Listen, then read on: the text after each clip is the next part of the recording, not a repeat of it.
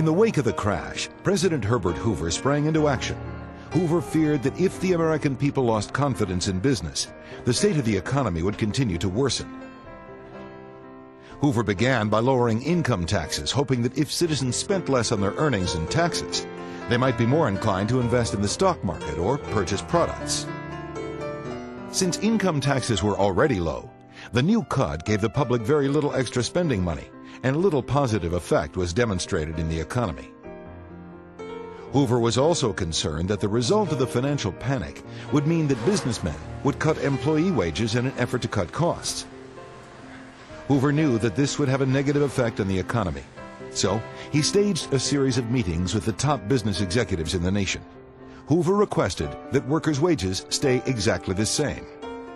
For the most part, the executives agreed, and they pledged not to lower workers' wages.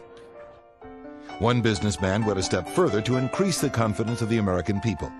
Henry Ford made millions in the 1920s by the mass production of the Model T. After the crash, Ford promised not only to maintain wages, but also increase wages for his assembly line workers from $6 to $7 a day.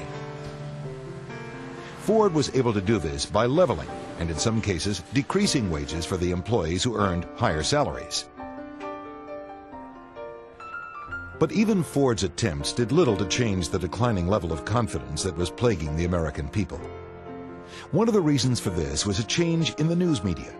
In the 20s, newspapers focused on the booming stock market and the achievements of heroes like Charles Lindbergh. After the crash, an increasing number of news stories focused on the corruption in big business, hardships in everyday life, and the allegedly increased suicide rates among those who faced financial ruin. Even though the crash affected relatively few Americans in the months that immediately followed, the level of anxiety about the crash, as fueled by the dire stories in newspapers, caused many to spend less money and conserve as much as possible. Lower-income Americans often bought large items on installment plans before the crash, but in the aftermath, they saved what wages they earned, as the threat of layoffs loomed larger.